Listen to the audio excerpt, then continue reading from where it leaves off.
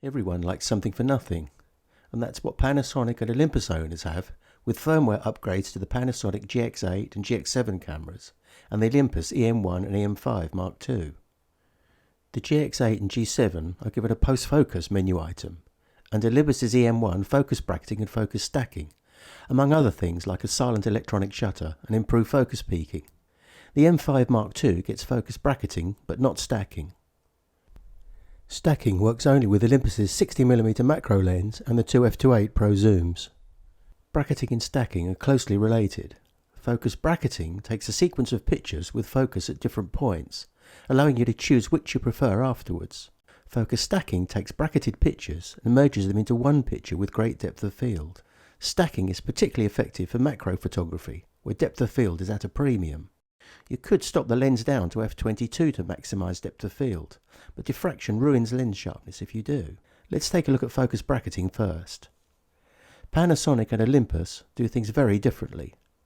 Panasonic set post-focus on and press the shutter. The camera scans the scene and saves as many frames as it considers necessary. It's using 4K photo mode, so you are limited to 8 megapixel shots. Go to playback, load the sequence. Touch the screen to view the bracketed frames. You can check focus by pressing Quick Menu, which turns on the peaking indication. When you find one you like, hit Menu, Set, to save it as a JPEG. That's it really. The bracketed sequence is stored as an MP4 movie file, so you could also extract the stills from something like VLC Player, which has the advantage of allowing you to view full screen on your desktop. Post-focus doesn't stack the pictures, but if you extract a series of stills with focus at close intervals, you can import them into a picture editing program like Photoshop and focus stack them there. Olympus's focus bracketing is less flashy. Whereas Panasonic throw computing power at the bracketing and give you a highly sophisticated interface to it, Olympus leaves the choices more in your hands. You can set how many shots you want to bracket and how close their different focus points should be. It then focuses from near to far methodically.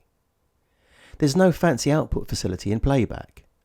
Your output is written straight to the SD card as a series of images. The reality with post-focus and focus bracketing is that it's about as exciting as exposure bracketing, but probably less useful. Because it takes a few moments to accomplish, it is not suitable for moving subjects, but it is okay done handheld. The Panasonic implementation is highly entertaining with its green squares crawling all over the screen on taking, and the slick interface on playback. Olympus is pretty dull, but no less useful, maybe more so, since you are not limited to file size. What I do see as useful is Olympus's focus stacking, especially with RAW output being possible. Tripod mounting is necessary for good stacking results, even more so than with normal macro. It's a tedious business done manually, and Olympus have automated it well for a seamless result.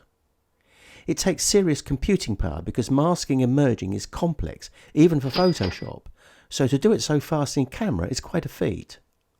I'm very surprised Panasonic didn't include it, but just as stacking is for the EM1 and not its siblings, maybe it will be a firmware upgrade for the GH4. If you're serious about stacking, manual is still the way to go, witness the work of David Maitland. But for most of us, including me, it's a handy new tool in the armoury, and, best of all, it's free. Thanks for watching.